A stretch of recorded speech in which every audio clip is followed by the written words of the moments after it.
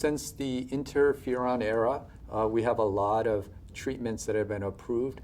They include targeted therapies and immunotherapies. And it's not clear what the role of cytoreduction is in the modern era with the modern therapies. Two recent studies highlight the controversy. So CARMENA was a study that randomized patients to surgery or no surgery prior to receiving sunitinib. And in that study, the survival was similar in the two arms, suggesting that cytoreduction should not be performed. SURTIME was a study conducted by EORTC, which is a European cooperative group, and they compared immediate cytoreduction at the time of diagnosis to deferred cytoreduction after starting Sutent, again for metastatic renal cell carcinoma.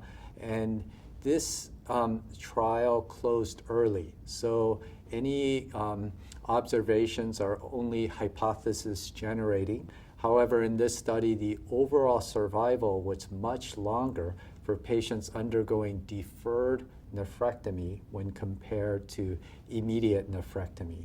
So to summarize the results of these two trials, CARMENA shows that there's no difference between immediate nephrectomy and no nephrectomy. SURTIME suggests that there's a signal where deferred nephrectomy has better survival than immediate nephrectomy.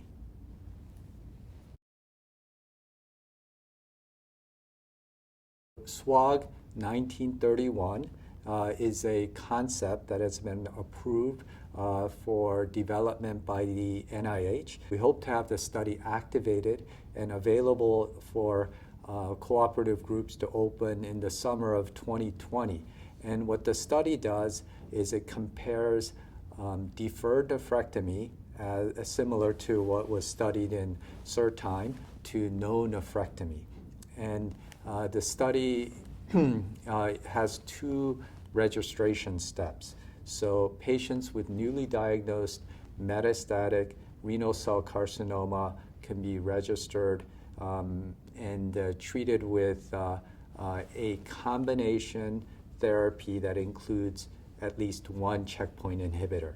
And so they initially undergo systemic therapy, and if you have a complete response or progressive disease, you're off the study because you're unlikely to benefit from surgery.